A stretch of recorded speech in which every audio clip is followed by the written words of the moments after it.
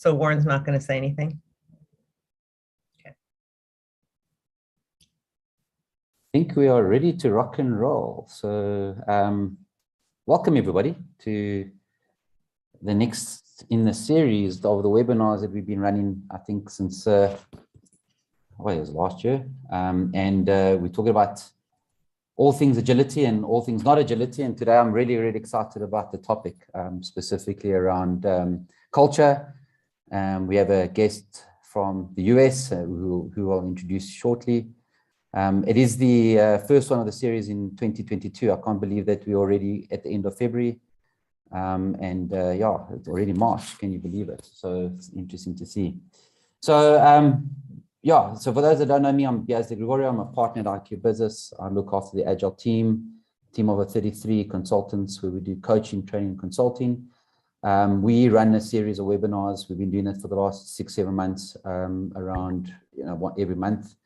That's what would be called monthly, I guess, from that point of view. It's Captain Obvious. I'm stating the obvious there. It really is about just interesting topics. Today I want to introduce Slap Company. Over a year ago, I was introduced to Warren Marstorp through a connection. And we were talking about agility and we were talking about culture. And Warren introduced us to Stan Slap and the Slap Company. And after a few conversations with Stan himself, the CEO of the company, founder of the company, and Sandra will take us a little bit more into the detail there. Really inspirational and ability to inspire us through understanding how we actually shift organizations. And what we do as IQ Business and specifically in the agility team is help these organizations transform. But we also realize that a lot of what we do is mind shift changes, mindset changes. And this is quite hard because culture of organizations are there, and we're now asking them to shift behaviors and ways of working, etc. So it was very exciting to listen to Stan and misread the books, Bury My Heart at Conference Room B and Under the Hood, which Sandra will take us through. But really deep, insightful books. And through this conversation, we got to meet Sandra and Warren. And we've been working together over the last year to find ways in which we can collaborate around helping organizations shift. So I want to introduce Sandra. Sandra is a Senior Vice President at Slap Company, SVP. She's got a 25-year career that spanned multiple industries, across electronics, software, video games, satellites, etc., and worked with organizations, 200 people, startups to 20,000 employees. Very much in all the kind of profiles, I can see that Sandra is very passionate about people and development of people. So if you think about the management and leadership development and HR executive leadership roles that she's worked in. Really passionate individual, and I hope that through this conversation she can share her passion with you. Ideally is around sort of public speaking, executive coaching, being able to scale leadership, etc. Sandra, I hope I did a good job there. I don't know. I always feel that people can introduce themselves a lot better than I can, but yeah. So Sandra, over to you. I'm really excited to hear what you've got to share with us. Awesome. Thanks, BS. I'm going to go ahead and share so we can get right to business. We don't have a whole ton of time to talk about things. So thank you for that. It's a good enough introduction. It's been a long career. And I first met Stan over 20 years ago, really at the beginning of my career. And just the one meeting was enough for me to really think about, what am I really doing here in my job as a learning and development training specialist? What am I really doing? And what I'm really doing is working with people at all levels, all parts of the organization that I was in at the time. And as BS said, I'm trying to get people convinced that it's worth it to change their behavior in whatever case. And that's a tall order. It's hard to do at home with our partners and spouses and our children. And it's definitely hard to do at work as well. So it was such a opportunity of fortune, really, that we happened to cross paths so many years ago. And it was so impactful for me, as BS said, stands quite inspirational. It was so impactful for me that by the time I had sort of completed my internal career after my third stint heading up HR, I decided to join Stan about 4 years ago in a formal capacity. So the other thing that BS said is that this is about mindset shift. So as I'm talking today, what I'm hoping you'll take away is, hey, here's a different way for me to think about what I'm doing and how I'm getting it done. Here's a different way to think about this word culture. And we'll of course get to some tactics by the time we're at the end of my time speaking. But really what to take away is, what is the question that you're asking when you're trying to install some new kind of integration, some new kind of system, some new kind of process that you know in your mind is beneficial for people.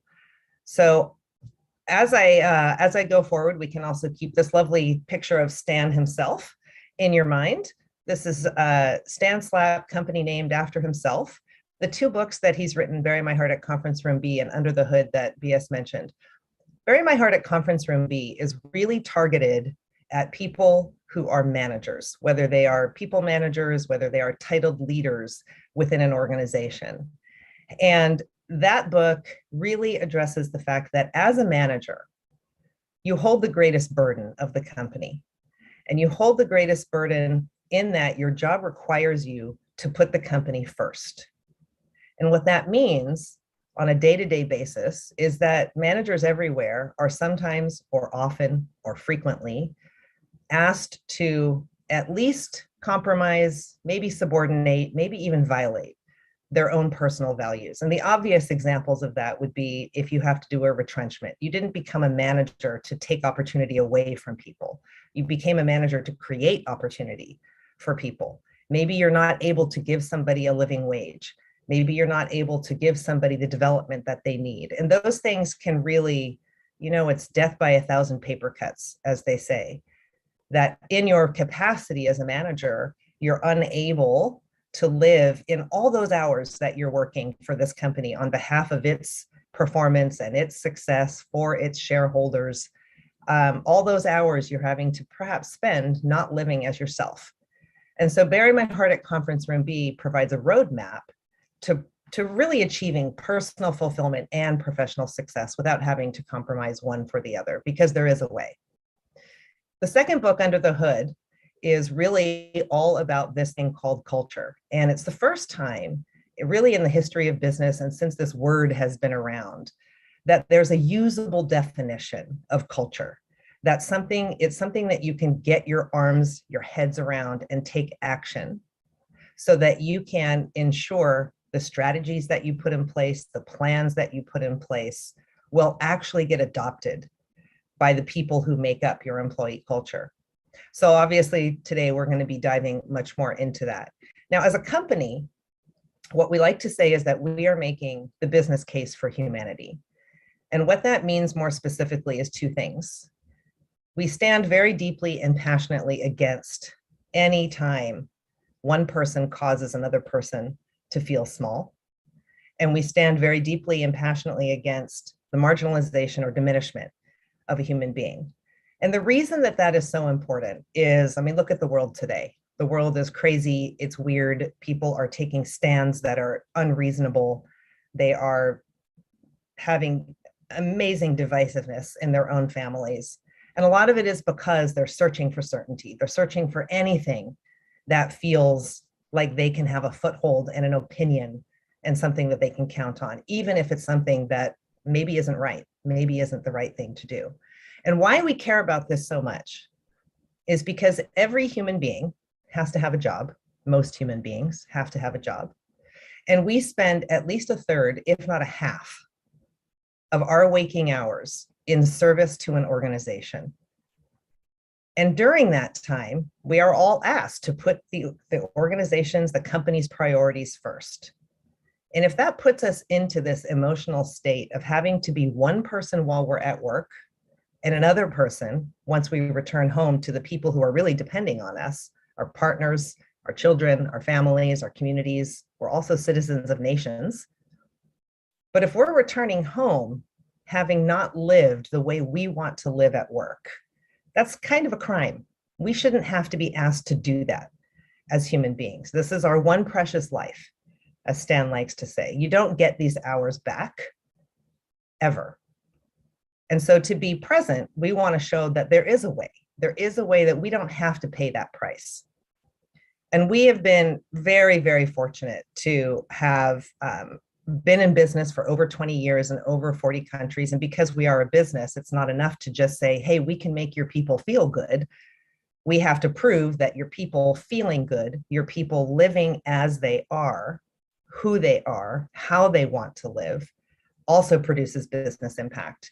And we have been super fortunate to have been able to produce billions of dollars of measurable impact for our customers and help these customers who are trying to do their thing to make the world a better place as well.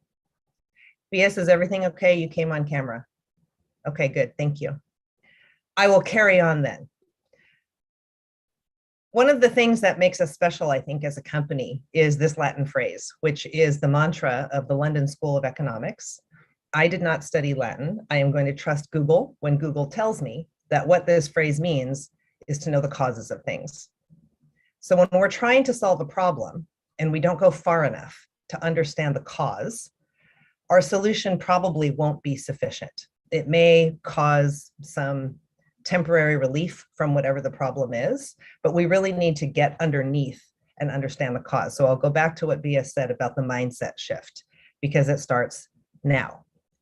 So what we'll do during our time together is we are going to spend some time understanding the cause. How did we get to this place where it is okay for us to just be a shadow of ourselves at work and all the things that we have to bring as people? Because as people, we are innovative, we are creative, we are resilient, but we decide in which relationship am I going to bring those things?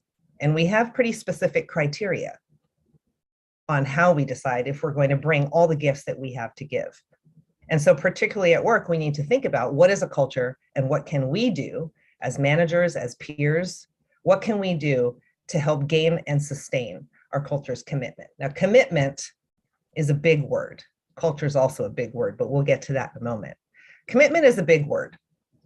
And when we think about this word commitment, and we think about it in relation to the relationship that we have with our job, what is it that we want most from our job? Well, there's some table stakes that we have to have. When I look at my company, I would like to say, hey, company, would you please keep your promises that you made when I signed my offer letter? First of all, you promised me some security and some stability, that you're going to make the right decisions to keep this company successful so that I will continue to have a job here. You also made some promises that I would be able to grow my career here and have professional success, that this would be the best opportunity for me ever. I'm contributing to something fabulous.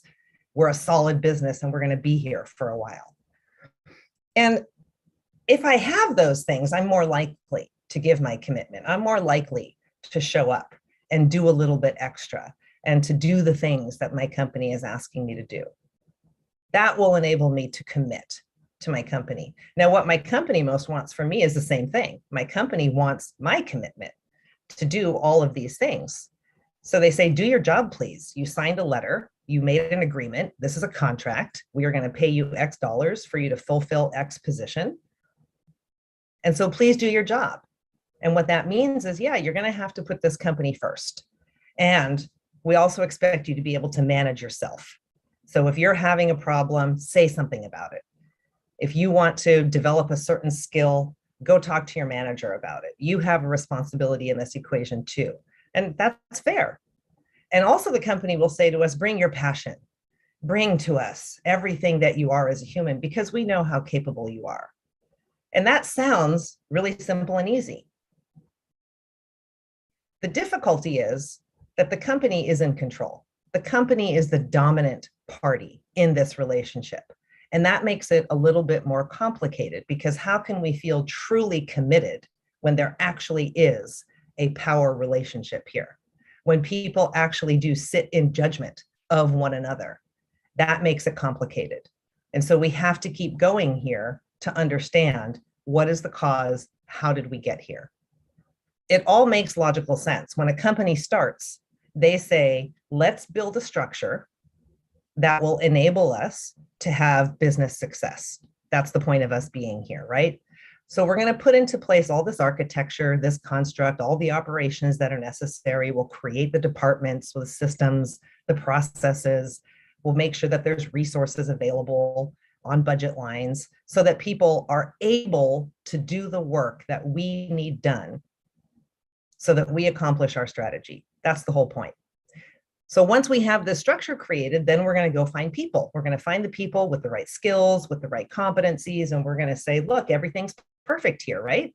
Well, let's even add a little bit more so that we ensure our success. Let's create people that we're going to call leaders. And these leaders are responsible for thinking about 3 to 5 years from now. What is our strategy? What do we need to have in place? How do we become a chief culture officer? Making sure that we're a role model and an example for what we want our employees to do. How do we run our business so that we get awarded brand status from our customers? Well, that's 3 to 5 years from now, but what about getting the work done? We better create managers. And so managers are responsible for taking that 3 to 5 year vision or 1 year vision and saying, here's what this looks like for my department, for my team, to translate that strategy into something executable. And then also to mobilize and motivate the employees to do all the things that are necessary there. Oh, and by the way, keep an eye on infrastructure and operations, because if there's any issues, we need to know about it. Please surface those issues so that we can deal with those. Okay, so now with this system in place, all of the employees that we have, they should say, this looks like the perfect place for me. I am going to fling myself and all my energy and all my passion at this strategy to get it done. This makes perfect logical sense. And if all of this system is working, we are going to have customers after customers after customers who are all going to provide really protective evangelism for us. They're going to bring more customers to us because our business is running so flawlessly. Eventually, though, and I've worked with tons of leaders and managers who have asked me these questions. So with this whole perfect system set up, and everything was going so well, but it's 4:30, I'm looking in the parking lot and there's no cars there. People used to stay here till 7:30, till 8:30. They were really committed and determined to make us succeed. What's happened? Where's the urgency gone? Why aren't they stepping up? Don't they understand how important it is to be working on this stuff? And so someone from human capital, from human resources will say, well, we better find out why people aren't happy. So let's run an engagement survey. So we run an engagement survey, and it's a great point in time check to see, are the systems running the way that they were intended? Are the things set up the way that we thought they were so that people would be happy in their roles? And we might find a couple of things. And if we're good, we'll actually respond to a couple of things. Most companies don't close the loop on their engagement surveys in a way that their employees feel the loop has been closed. And so maybe we fix a couple of things. And the employees say, hey, the company paid attention. That's great. So I'm going to work harder for a little while. But then eventually the performance, it starts to slip back again. And so you do another engagement survey. And then you get into this quid pro quo transactional relationship where, yes, I'll give you more, but only if you give me something else.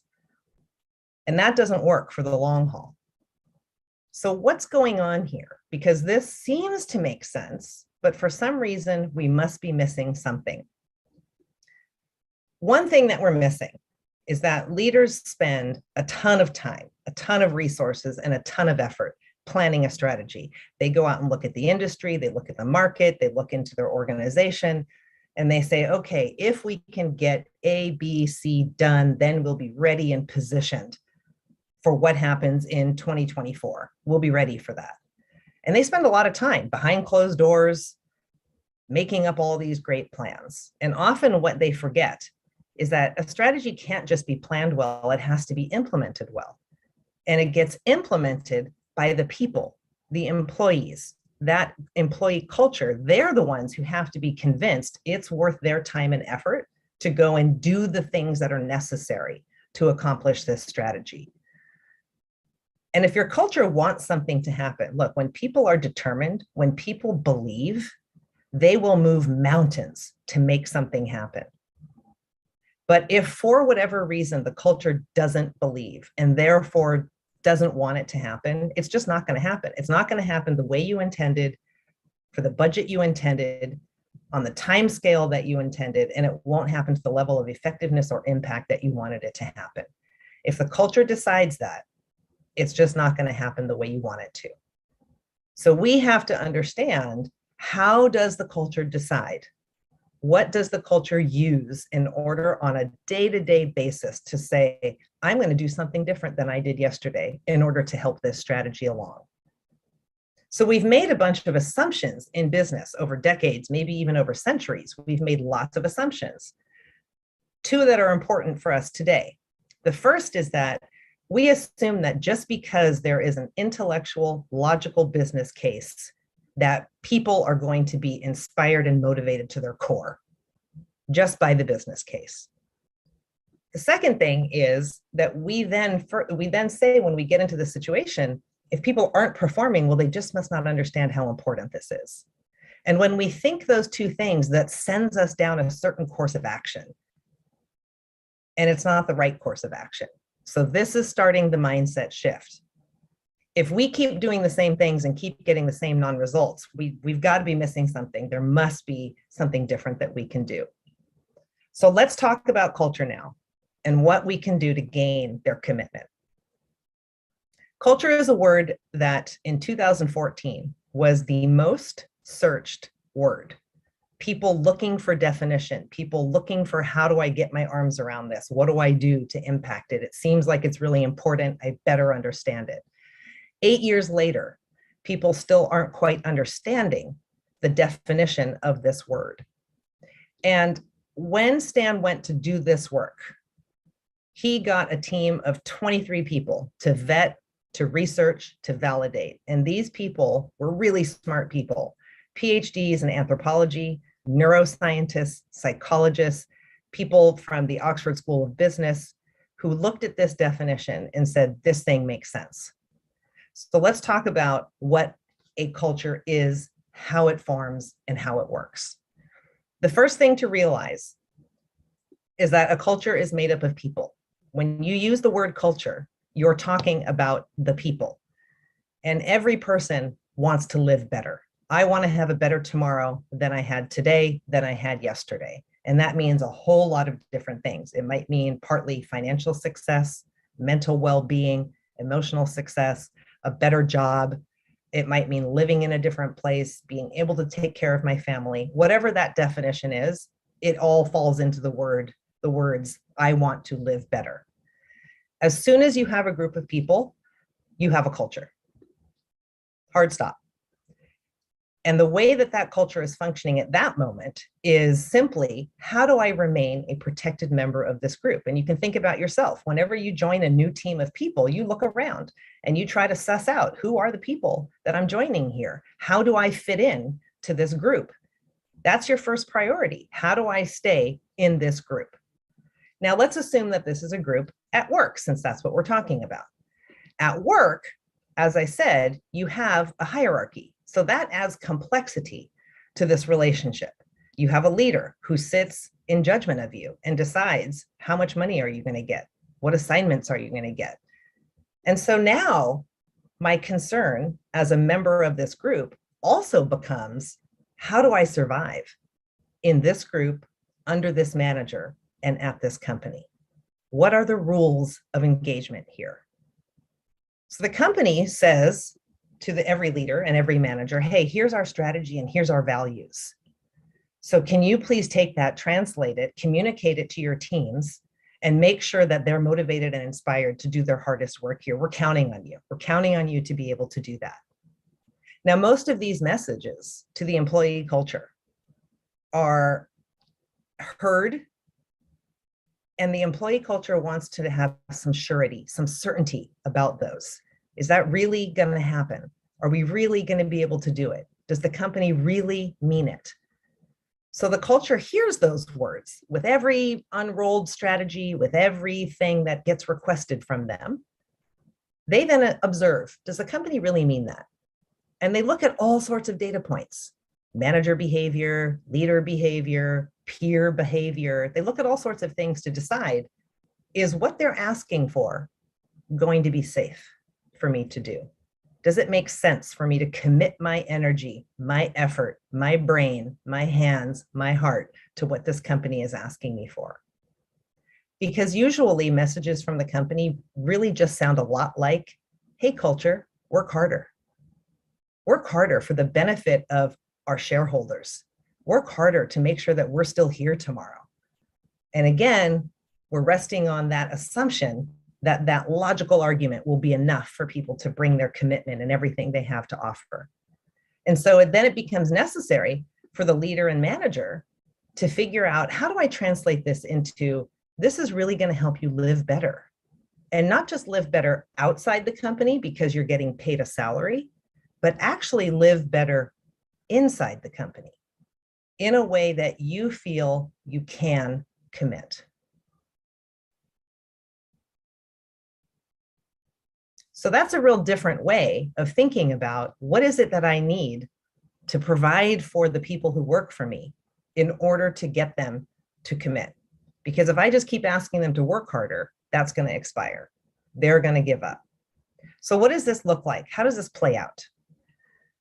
The way this plays out is like this. You're the manager and you say, hey, I know everybody has been complaining about how long it takes to make decisions, that we don't seem to be getting our projects completed. And so we've heard about agile ways of working. And we've heard that this is a great way to keep everybody involved, to keep everything clicking forward and marching forward. So I'm going to need you to participate in the huddles and the scrums, and I'm going to need you to be providing all this data as we move along. And there's some people on your team that will say, great, boss, I trust you no matter what. If you say this is the right thing to do, I'm with you. I'm going to run right across that deep, cold, mysterious river, and I'm with you. And I'm going to do that because I have faith in you, because you've never demonstrated to me in the past that your suggestions have not been worth it. So these people, you know who they are. These are the people that you spend time with. These are the people you like to have working for you because they're easy, because they agree, because they ask questions, because they take responsibility for themselves. So you really don't have to do much with them. You don't have to keep selling them. You don't have to direct them on what to do, because they're doing it. Also on your teams, you probably have some people who say, yeah, no, I don't really want to do anything. The old way is just fine. I don't see why we have to do anything new. It's good enough. Like, we're making enough money. Why should we bother doing anything? And these folks, they tend to think that they're invisible, but you know exactly who they are. You know exactly who they are. You worry about them because they tend to tell the bad stories. They tend to be the ones who, at the end of a meeting where everybody has finally agreed, they throw some grenade onto the table and they ruin the whole meeting and the progress of it. And people start looking at them like, maybe they have something to say. Maybe I should believe what they're saying, rather than those other people who have faith and who are starting to work on this. Then there's a third group of people. And the third group of people, they just kind of put their toe in the river and they wait. They wait and see which way the wind is going to end up blowing. Should I go with the people who have decided this is the right thing to do? Should I stay with the people who are disagreeing with what we should do? Not sure yet. We're going to wait and see. Now, these people actually are invisible. That's their modus operandi. Stay under the radar. Don't get noticed. What these folks need is to be noticed and to be influenced in order to move. And if you don't do that as a manager, here's the thing that happens. Some people are trying to get them over to their side, because the more people that they have agreeing this is the wrong thing to do, the more that group will be successful in not moving things. So in order to stop that, you have to go make eye contact with those people who said, no, we won't go. And you have to recognize their influence. They have the ability to get people on their side. So go make eye contact with them and have them use their powers for good. Another action that you can take is to go get one of those supporters and enlist them to go get their peers. Because here's the thing, the peers on a team believe what each other says to each other way more than what the manager ever will say to them. And so that influential power is much more present on the team, within the team, than anything that you will ever say. So what's happening here? How are people making their decision to either go along with the change and bring what they have to it, or to resist that change. Well, think about those people that you love working with. How did that faith get developed? How are you interacting with them? What information are you providing them? What connections and linkages are you providing to them? Yes, they're bringing something to the table too. And maybe they are self-starters, self-motivated, really willing to get committed and do the best for themselves. But what have you done? How have you helped craft and really hone that sense of faith? What is their belief system? What they believe is that if they try hard, it will get rewarded. If they ask a question, you will answer it, that it is safe to do those things. The folks on the other side of the river, they have a different belief system for some reason, and it's a valid belief system. They have evidence that says, anytime we've been told to do something new, it never works out the way we were told it would. So why should we bother putting our effort in? It's a valid belief system. And if you think about things that have happened at the company, not just 6 months ago, but maybe even 10 years ago, it might be a very valid conclusion that they have. And that's where you need to talk to them, not about the effort that they're not putting in and all those things, but to understand, what is the belief system? I can see why you wouldn't trust that this is the right thing to do. So what rules are in place for that group to have the conclusion that they have? All of these rules are communicated through stories from the culture to the culture, and only with the employees. They're never going to tell the managers just on the straight up asking, hey, what's the rule that's in place here that's making you choose this? Because the stories are all about managers. The stories are all about the times that managers didn't deliver what they promised. So what you can do with this knowledge is you can start creating events that will become the stories that the culture talks about, so that more of your people can be on the green side, because their belief system is one of faith and one of trust. I see something in the chat. Oh, that's a very big question. We'll come to that. We'll come to that one. Yeah, absolutely. Absolutely. So here's the summary of the mindset shift for you. Remember that people are people. We all want to live better in as many hours of our lives as possible. We don't want to have to be making choices between what we believe is right and what somebody else is asking us to do. The culture exists immediately because it is a group of people understanding the rules of survival. How do I stay in this group? How do I stay on this team, under this manager, at this company? These people need as much certainty and surety from you, the manager, from the company, the leaders, the senior management team, about what are the rules. So if the company is claiming people are our most important assets, you can bet that your employee culture is running around saying, is that true? Is it not true? Let me figure it out, because that's going to be a part of how I decide to commit. These are stories that are all getting told and shared amongst all of the people of your culture. And those stories are very powerful, much more powerful than any message a company or a manager or a leader could tell. Because you can't tell people what to believe. People need to believe that for themselves. So you can give them these new stories. So change your thinking from, we've set up this ideal system, why aren't they stepping up, to what must the rules be here? Because those rules, that belief system, those are causing this resistance, this hesitation to people being able to commit, to volunteering their commitment. There isn't that level of trust yet. And so what do we do about that? So whenever you're making a request or you're announcing a change, remember that the culture is looking for meaning. What does this mean to me? If you're asking me to do something different than I did today, what does that mean to me? How does this change the rules? Does it change the rules that I've been living under? So there's 3 areas that you can focus on. We're going to talk about 2 of them today.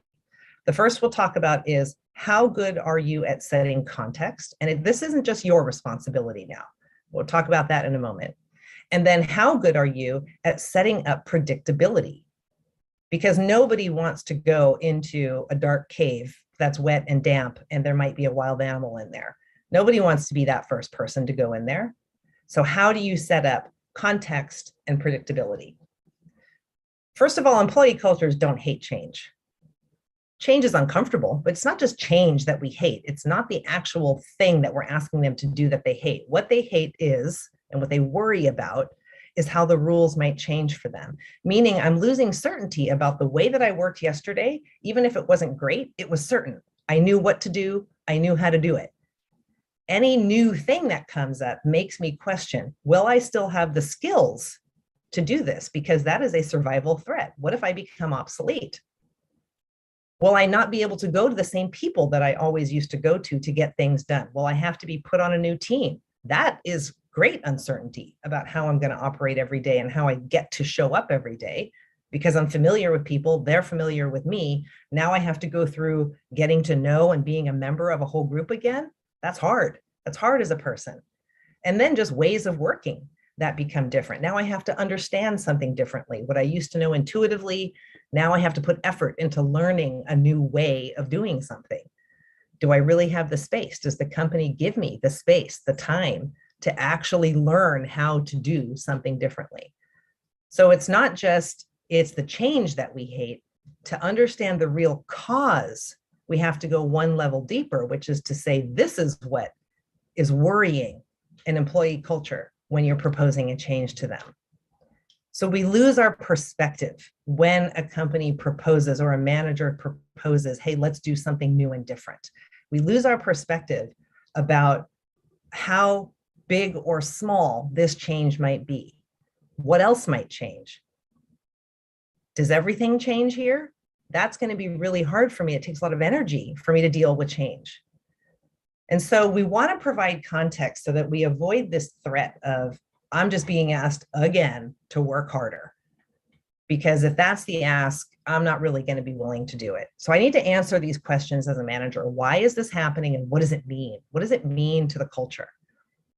So think to yourself, are there touchstones at your company that the culture can really count on to be true? So this is outside of your management scope. But when you think about your company's declared values, do they accurately describe what's most important? So if your company says people are our most important asset, but then all the employee culture ever hears about is hit your number, do the work, double down, then they're not going to believe that people are the most important asset. So is there a true connection and evidence? Is there linkage between what the company says and the actions that the company actually takes? Does the culture have evidence that there are some things here that are sacred and would never be compromised? So if a customer has an ask, do you just do it no matter what? Or do you have a line that says, we're not going to do this. We're not going to do this one thing because it's going to put everything out of whack. And we're not going to do that. We're going to draw a line there. Are communications complete and consistent? Now, through this COVID pandemic, I've seen lots of LinkedIn posts that say, communicate, communicate, communicate. Why? Why do we have to communicate? It's not just the logical connections that people have to make. People aren't dumb. They understand this strategy. They get why they're supposed to do it for the business's sake. The question is, why should they do it? Why should they put the effort in? Is this a relationship that has what it takes to deserve reciprocal commitment? That's what the culture is thinking about. So if there is a difference between what senior management says and my manager says, so senior management rolls out a strategy and then manager says, yeah, I don't know what they're thinking, just keep doing your job. Well, disconnect. You're going to lose my ability to commit if you all don't agree and you all aren't in line. If I don't have visibility into why things are getting done, did all the work that I just did for the last quarter not matter? Why is this changing? Nobody told me why it's changing. That bothers me as a human being member of the culture. And really, do I feel like I'm being told the whole story? If I'm not being told the whole story, or I feel like I'm not, that means you don't trust me. You don't respect me enough to tell me the whole story. Now, organizational complexity. We can't always tell the whole story. So we have to be putting little trust coins into that piggy bank so that when I, as a manager, can't tell the whole story, I can say, I can't tell you the whole story right now. I need to use some of that trust that I've been building over the last year that we've been working together until I can share the details of this. The culture needs the linkage and the evidence to provide meaning. What that means, if the company says something, if the manager says something, the culture is immediately looking for evidence to decide, is it true? Can I trust it? Can I count on it? Those are the ingredients that need to be in place. So when you are rolling out a change, keep these deep causes in mind. What will cause the people who make up the culture on my team, what will cause them to commit? What are the causes of their resistance and hesitancy? And in that mindset, make connections for your team out loud in writing often. What is the connection between the purpose and the ways that we're operating to the work that I'm asking you to do, the changes I'm asking you to make, the uncertainty I'm asking you to live in while we make it through this change? And talk about what's not changing. To a culture, one thing changes and it makes us think, what else might change? Could anything change at any time? Talk about what's not changing. Yes, we have slightly changed our route to achieving this strategy, but the strategy is still intact. That is still where we are going. Why we have made this change is because. Give those explanations. The employee culture hasn't seen all these conversations happen. You have to fill in the blanks for why those things have happened. That's on context. Answer that question, what does this mean? Now, for predictability, when we roll out strategies as leaders and managers, we like it to be viewed like it's a beautiful sunny day. There's no potholes. This road is straight. All we have to do is step on the gas and the world's there for our taking. And we believe that if we present it that way, people will believe us and they'll say, okay, this is going to be easy. Great. Yay. It's a long journey, but look, the road is straight and it's beautiful. There's nothing going to be in our way. That's awesome. Unfortunately, the culture doesn't hear it this way. The culture sees that road. But then the culture says, well, this is how we see that road. We see that road full of danger and obstacles, and do you even know how hard that's going to be? What about all these other problems that you haven't fixed yet? How are we just supposed to add this on top of everything else that we're already doing? Nobody likes to go down a dark, unlit path. And you haven't even figured out what are all the steps that you're going to take as a leadership team. You have made some big decisions, but you haven't made the small incremental, here's how this is actually going to play out every day. You may not even have thought about what are the current issues that teams are dealing with that we need to fix, not fix, stop doing in order to free up space and time and resources for people to even be able to think about this new thing that we're asking for. So you need to work on, as one part of providing predictability, building up that trust, building up that faith that we saw when the green people would run right across and say, I believe you, I trust you, I can't see, I don't know, but I believe, I have faith in you. And you need to work on those folks who don't have that belief and trust yet. And you do that by building evidence. You do that by saying, here's how I say it is, here's how it actually is.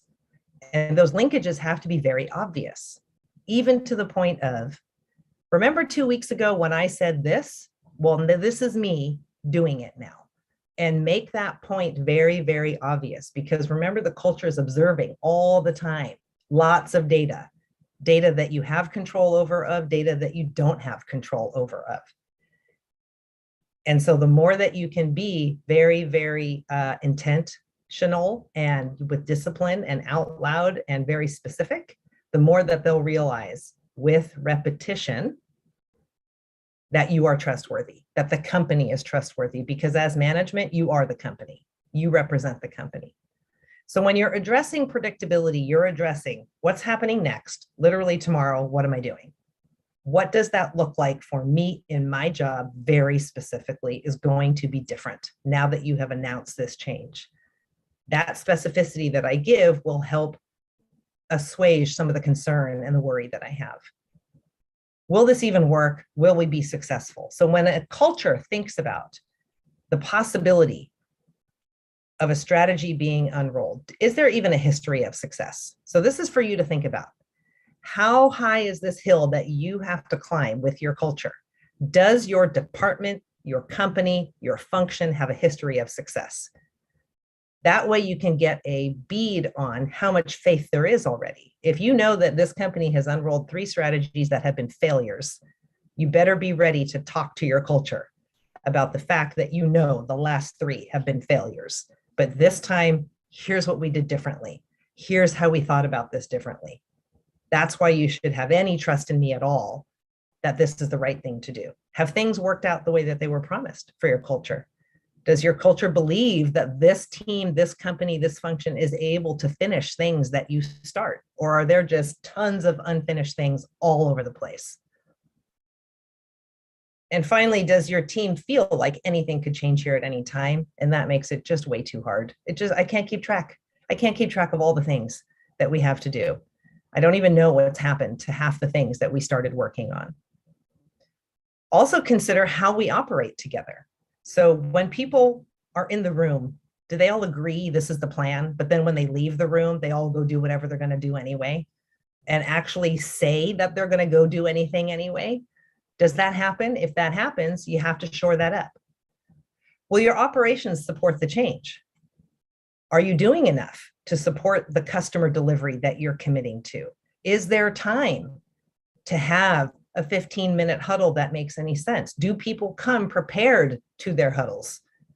Or is it not working well? And are people simply already just kept too busy doing their job? So, yes, we need you to wear 2 hats, but I swear it'll only be for a quarter. Was that 4 quarters ago? Have you made the changes necessary for the operation to be successful? And then can I even see what my next steps are? Or am I supposed to figure it out? Because if I have to figure it out and I'm already in a state of resistance, that's going to be too difficult for me. So tell me as much as you can about what my next steps are. So even if I haven't figured this out, exactly how we're going to get from point A to point B, I need to be able to do a couple of things. If there are operational issues, address them. If we know that there is a blockage in systems, if Jira isn't speaking right with all the other systems, if professional services is disagreeing with engineering, whatever it is, fix those things for the culture so that that is not something that can be a point of resistance. Say no to say yes. People's plates can only hold so much. Prioritize. Figure out what is the most important 1 or 2 things that everybody needs to be driving for, and let go of things that don't matter, that aren't going to get done anyway, to the way they need to get done. Say no to those things so that you can say yes to the things that have to get done. And then light the path ahead as far as you can. Maybe that's 30 days, maybe it's 90 days. What is this going to look like? And that can come with a statement from you that says, I know we haven't run these things that well in the past. I'm really going to try to make a difference here. Excuse me. So for the next 30 days, here's what this is going to look like. And when we deliver on that, at the end of 30 days, I'm going to come back to you and I'm going to ask for a little bit more trust, because I know that at this point, this seems like it will never happen. I get that.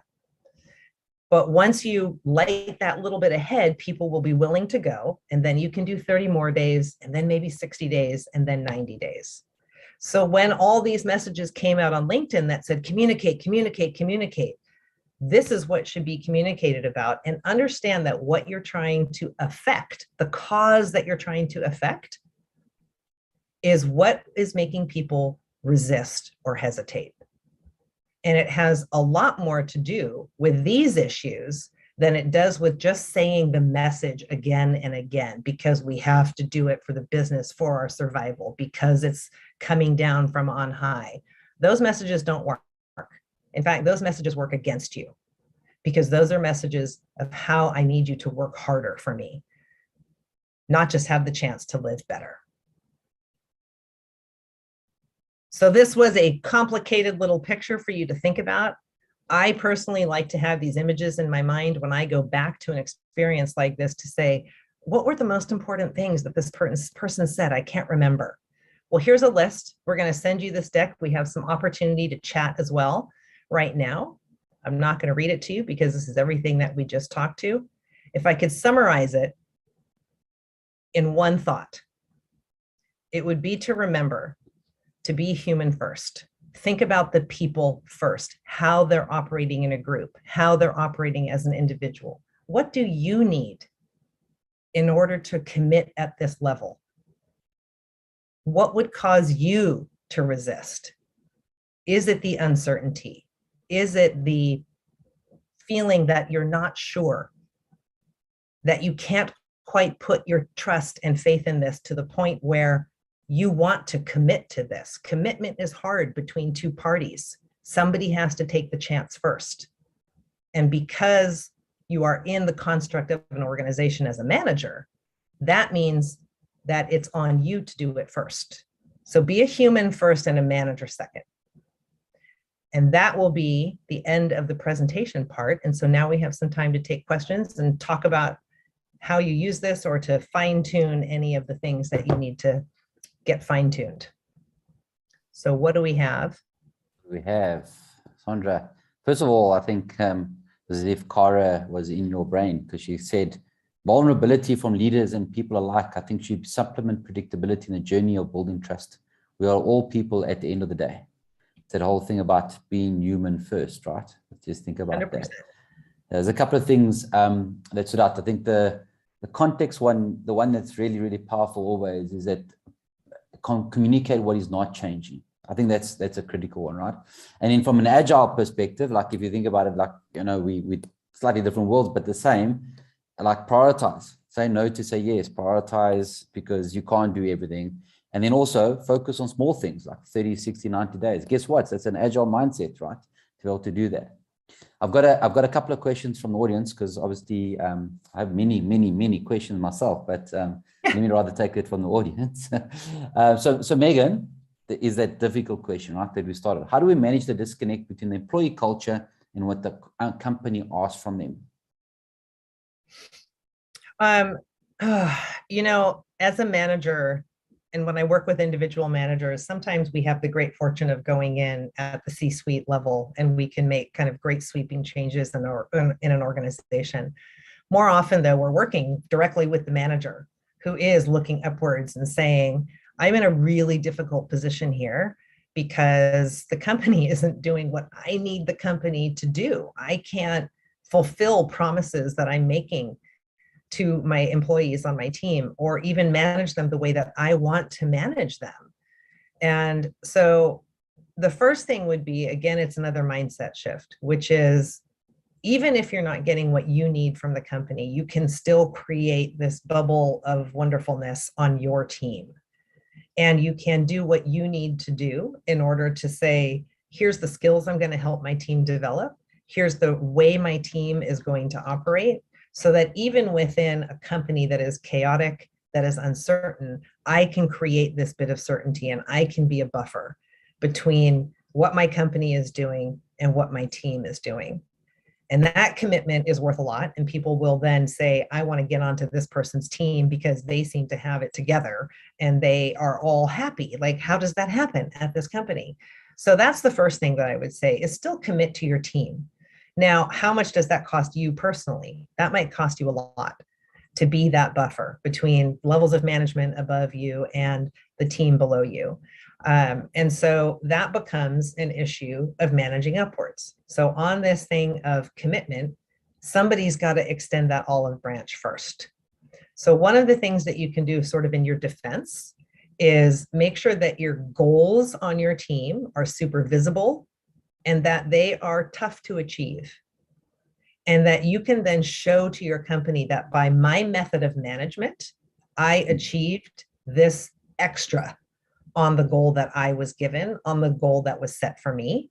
And I have people who have more tenure, who are more highly rated in terms of their performance. And so that you can start this change slowly around you at your level. Those would be a couple of things. Those would be a couple of things that I would recommend. And the third thing is that say no to say yes. As much as you can for your team, be the voice working laterally and upwards that says, my team is still working on X. So do we stop working on X? Because I can't do Y if we're still working on X. and make those just very business negotiations. That it's very simple. We're at 85% capacity. If you ask me to do this, it's 125% capacity. Which one do you want me to stop? How do I help that? These are all very complex, of course, questions. I'm smiling because I think it resonates very, I mean, we're going through a transformation ourselves, so I could definitely resonate with that. You mentioned kind of creating maybe a bubble within your context, right? And Akila, I think, is more or less the same question. She says, how does one deal with explaining to one's team members why very different cultures exist between departments within a large company? Very similar to a question that I want to ask about the subcultures, right? Are subcultures bad? Because some people believe that subcultures are bad in an organization. So I guess, yeah, to answer Akila, hopefully I pronounce your name correctly, Akila. Yeah. Yes, subcultures exist. Of course they do. And because the fundamental building block is a group of people. And so a group of people under one manager, there could even be two different little cultures within that, just like we had cliques when we were in high school. We can have two different cultures who are operating under different rules of survival in a group. And so what we have to remember, and this was the comment that you brought up, and I can't remember who said it, but look, we're all human. We all crave the same things. We all crave certainty, security, stability, opportunity. We all crave to feel serene, to feel calm, to feel confident.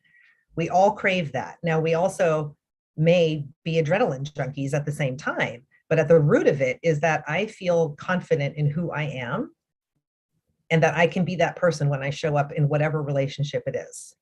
And so when we're trying to explain different cultures, and this is actually a wonderful way from a human resources perspective, to look at different teams, when you're looking at teams and you say, this team has high attrition, this team is typically really hard to get along with. Different cultures have formed because they have different sets of rules of survival. And so they're going to form. And having this language to talk about it helps to say, how do we create the rules that are consistent for all of the employees here? And what is it going to take to get them all believing that those are the actual rules?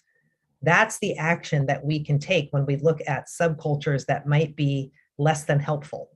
You know, people aren't toxic on purpose. People don't wake up trying to mess with other people's lives and make other people's lives bad. We wake up trying to make our life better, and we're just existing under the rules that we're existing in. I hope that helps. I think it does. So Vika, it's quite I mean, I think you've addressed some of it, but how do you manage changing a new business unit as part of an organizational restructuring? I think I'm going to talk about specifically the culture change required, right? So a new business unit as a part of organizational restructuring. Yeah. So maybe the one tip where you can start. I think that's what maybe make it more practical. Yeah, I think the first thing would be a new business unit has new leadership, has new management, is for those leaders and managers to do a couple of specific things. One of them is, what do we want it to feel like to work in this business unit? We want people to feel like they're respected, they have a voice, they get to collaborate. We want people to feel that they belong in this new business unit. That's the first thing. And that's a deeply passionate, personal message from the leadership and managers of that particular team. And then to go to that new team and say, what are you expecting from us? What do you think you know about us as people? What do you want us to know about making this business unit successful? Those two things can help you get a leg up on getting that group of people together and working well together, because they're all coming from a belief system. And you don't want them just bringing that belief system with them and then looking for evidence of a previous belief system. You want to start building that belief system as early as possible. We've got literally a minute left. I don't know if this is a short answer or if you know the answer. What is culture versus worldview? I don't really understand the question. Well, I do understand the question. I'll interpret the question. You know, everybody brings this, Sandra, to them, to wherever you are, right? You believe about the world, what you believe and how you fit into the world and how the world is going to treat you based on your previous experience. It is a belief system. And so I don't think that it's versus I don't think the two things are versus one another. I think they're part and parcel of what makes us human. And so I can bring my worldview to work that being a subordinate sucks. Being a subordinate means I just follow orders. Being a subordinate means that you never trust people above you. I can bring that worldview in, or I can bring the worldview that I'm a woman and therefore things are going to be harder. I'm a minority woman, so things are even going to be harder. So I think it's all part and parcel of the same thing. And understanding that belief system and those rules is the first step to getting your culture's commitment by providing a set of rules that they can believe in. Amazing. Thank you. Thanks so much, Sandra. It's we kind of run out of time, but I really, really want to thank you. I know it's like time flies, right? It's an hour and it's flown by. It's a really amazing insights that you shared with us. Many, many, many insights I think that people can take from this. So I want to thank you again for the time. I always keep on saying, and on the audience as well, I always say time is the most valuable thing that you can give, and you've given us an hour of your time, and that's extremely valuable. So thank you. To wrap up, again, thanks for joining us today. Like and share the YouTube video here. I think it would be great for us to get more and more likes. What will happen is post this, we'll be sharing the link to this YouTube link, and there's a call to action. We're going to be asking for some feedback, and potentially we'll be having a follow-up session in a smaller group for those that are interested to deep dive into a little bit more of these topics. So if you are interested, look out for the email that will tell you what to do next. And yeah, that's it from our side. Thank you again to Sandra, Slap Company. Really look forward to seeing you soon. Keep well, everybody. Thanks, everyone. And goodbye.